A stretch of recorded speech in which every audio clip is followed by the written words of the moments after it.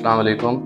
मेरा नाम इंजीनियर मोहम्मद वकास आवा है और मैंने एमएस मैकेनिकल इंजीनियरिंग किया हुआ है और गुज़श्ता 9 साल से मैं गवर्नमेंट कॉलेज ऑफ टेक्नोलॉजी मुज़फ़्फ़रगढ़ में एज ए इंस्ट्रक्टर फ़राइज़ सर अंजाम दे रहा हूँ। मैं आज से तकरीबन 1.5 साल पहले सोलर पे शिफ्ट हुआ हूँ और उसके अंदर मैंने 6 किलोवाट का सिस्टम इंस्टॉल किया था, जिसमें तकरीबन 12 पैनल जिनको कंपनी के इंस्टॉल किए थे, उसके साथ एक हाइब्रिड इन्वर्टर लगाया फ्रोनस कंपनी का और उसके साथ 4 बैटरीज़ का बैकअप लगाया।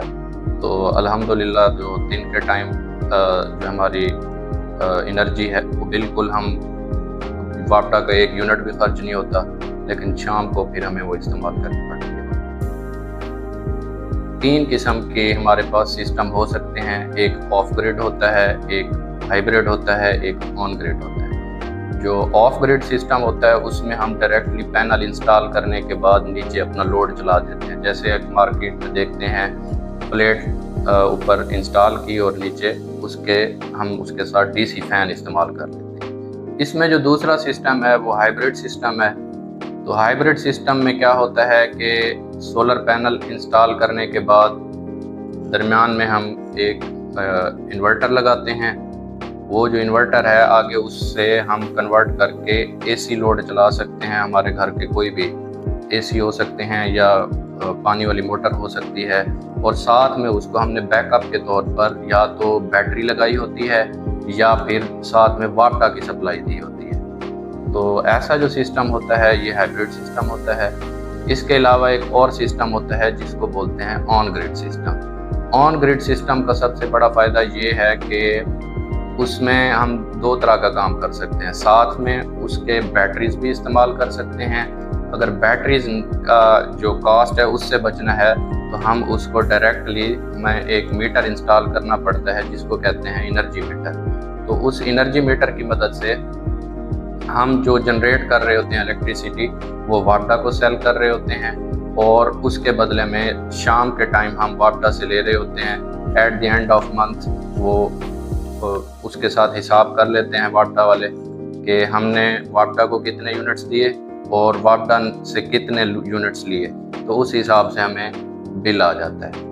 मार्केट्स के अंदर बहुत ज़्यादा अक़साम आ गई हैं प्लेट्स की। ज़्यादातर जो हमारे मुल्क में प्लेट्स आ रही हैं वो सोलर पैनल आ रहे हैं वो चाइना से आ रहे हैं। तो काफ़ी चाइनीज़ कंपनी हैं और अच्छी भी हैं और इसके अंदर 2 नंबरी भी बहुत ज़्यादा है। तो जो मेन अच्छी कंपनीज़ हैं उसके अंदर लॉन्जी है, जिनको है, JA है, कैनेडियन है। तो ये 4-5 जो कंपनीज़ हैं ये अच्छे ब्रांड हैं, लेकिन इनमें भी जो है वो काफ़ी ज़्यादा 2 नंबरी है।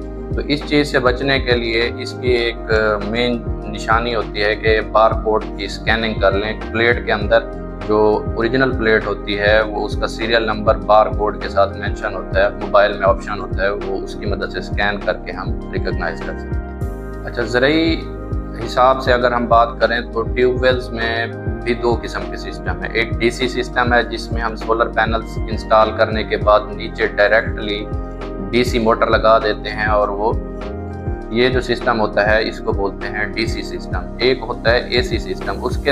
उसका फ़ायदा ये है कि अगर खुदा न खास्ता मोटर जल जाती है तो वो जो मोटर होती है वो रिपेयरेबल होती है, क्योंकि एसी मोटर रिपेयरेबल होती है और जो डीसी मोटर्स हैं वो रिपेयरेबल नहीं होती।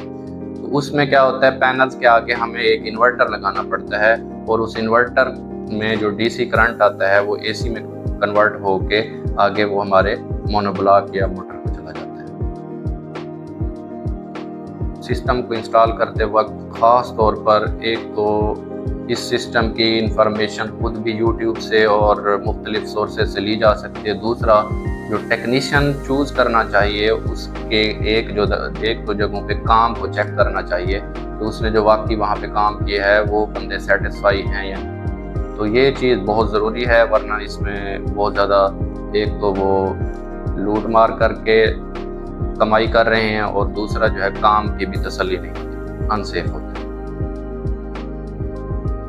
एक आम घर के लिए अगर हम छोटे जिसके अंदर 6-7 लोग रहते हैं उस फैमिली का तखमीना लगाना चाहें तो कौन सा सिस्टम बेटर रहेगा, तकरीबन 3 से लेकर 3.5 किलोवाट तक का जो सिस्टम होता है वो बेहतर रहेगा, जिसमें हमारे 5-6 पंखे, उसके साथ एक फ्रिज और पानी वाली मोटर जो है वो आराम से चल जाती है।